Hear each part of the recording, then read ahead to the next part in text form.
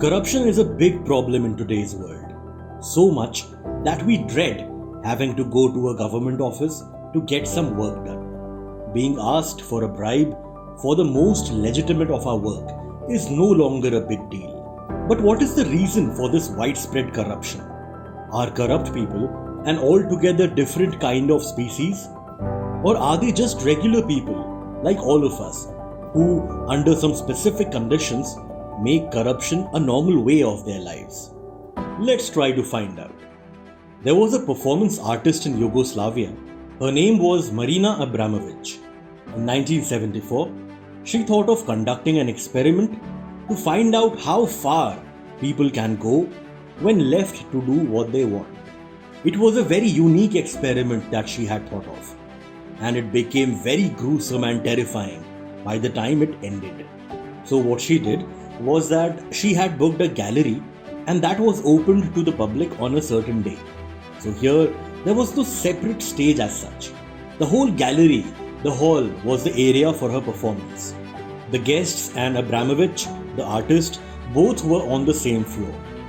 She, however, was sitting on a chair. In front of her there was a table. On the table some objects were laid out. Some seemed very regular, harmless objects like a rose, a band-aid, olive oil, etc. But there were some sharp objects or dangerous items too, like a pin, a blade, and even a loaded gun. In total, there were 72 objects on that table. Now next to her, there was a board that basically had a message for all the guests coming there. It said that there are these 72 items lying here, and all of you can pick any one object of your choice, and you are free to do whatever you want with it to my body. It was also clearly mentioned on that board that whatever they choose to do to her, whatever happens to her, they will not be accountable for it. And this way, this experiment, this performance was to go on for 6 hours. When the time started, people started coming there one by one, picked one object and used it against her body. Someone turned her around, someone made her sit in a certain way, another person poured the oil on her head, and so on. It was all very simple and playful as of now. But as time passed, things began getting more and more serious and scary. She was touched inappropriately by some people. Some picked up a blade and ripped her clothes a little. Eventually, all her clothes were torn apart and were found to be lying on the floor. But the people didn't stop there. Slowly, some of them started using the blade on her body to give small cuts and scratches here and there. The inappropriate touches had increased in frequency. One person even pointed the loaded gun at her face. But Abramovich was very clear that no matter what happens, she will see the end of the experiment and not leave her seat a minute before. When the 6 hours of this strange and terrifying experiment passed, she got up from her chair, wore her clothes, and began moving in that same hall among those same people. Now here is the bizarre part. All these people who were doing all sorts of things to her body just a while back were not able to look her in her eyes. They were all feeling very uncomfortable and probably guilty of what they had been doing to an actual person. It didn't take long before all of them hurriedly left the room and the hall became empty again. Now this experiment tells us something very peculiar about human nature. It tells us that even a very regular person, one with a loving family, a respectable job, if he believes that no matter what he does, he will not face any repercussions for his actions, he can go to any low. This experiment shows us how it doesn't take much for a civilized person to go barbaric. It sheds light on the innate evil in human nature.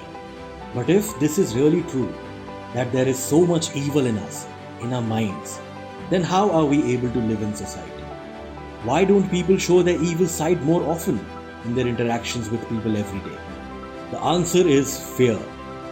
Fear is what stops us from giving a free rein to this innate evil, this barbaric side of ours. But fear of what? Fear of punishment and fear of social condemnation. These two are the greatest of our fears when living in society.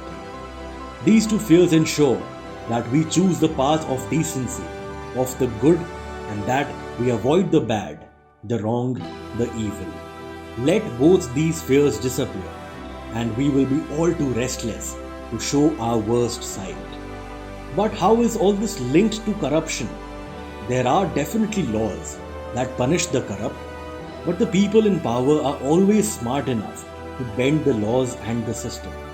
They know how to avoid punishment, and so they don't fear punishment from the law. Also, their families are happy with the lavish lifestyle that corruption offers. Even society respects people with money and power, not questioning how that money has been acquired or how that power is being used. And so, the corrupt don't fear social condemnation as well. But this is the only way to curb corruption and any other evil in society.